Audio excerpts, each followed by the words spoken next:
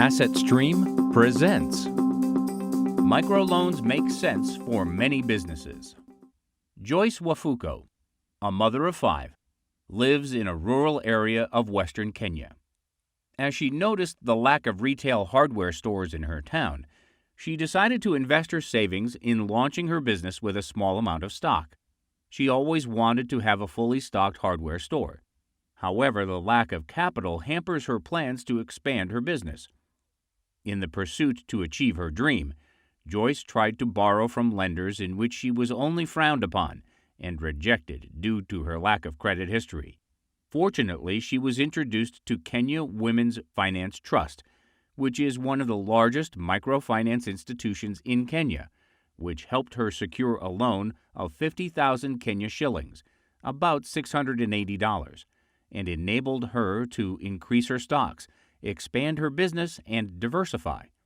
After diligently building her credit reputation by promptly paying all her loans, she was able to get larger loans to grow her business. Now she is also a contractor and winning contracts to build classrooms and dispensaries. Like Joyce, many micro-entrepreneurs always need to have access to funds for their operating costs or expansion, especially for small and medium enterprises. These businesses would sometimes need immediate cash when an opportunity or emergency arises.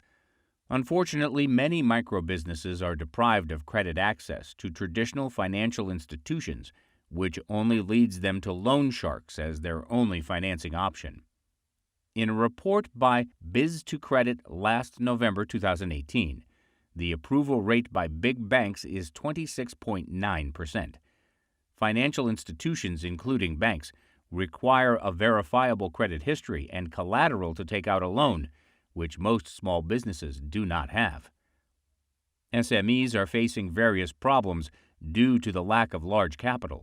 Most small businesses operate under a sole proprietorship model, and its capital is only limited to how much its owner has. Banks find these businesses risky because of its nature as it's a startup, and that there is no solid credit history yet to prove its profitability. How micro-businesses would find funding before microfinance.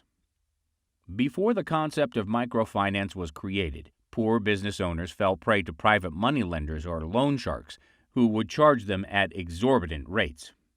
Now that microfinance has been widely accepted as a model to help the poor, thanks to the Grameen Bank project, it has evolved into different models which are now spread worldwide. One of the innovations in microfinancing is mobile money technology. Just by using the mobile phone or other devices, the unbanked can now access credit without going through the hassle of bank requirements and its tedious processes. New ways for businesses to get a much-needed loan without banks.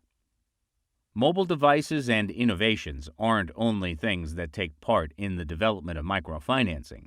Tapping on technology to deliver microcredit services on a wider scope and at a faster rate, AssetStream has combined the distributed ledger technology, DLT, otherwise known as the blockchain, in order to help the unbanked access credit and lenders to earn a modest return on their investment.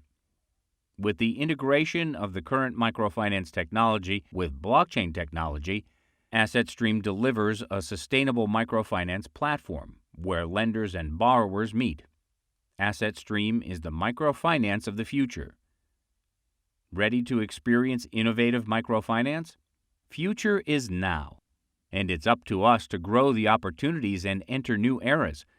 Cases like Joyce Mafuko's story will soon be in the past, and we'll all have the right to obtain a loan as Muhammad Yunus had planned.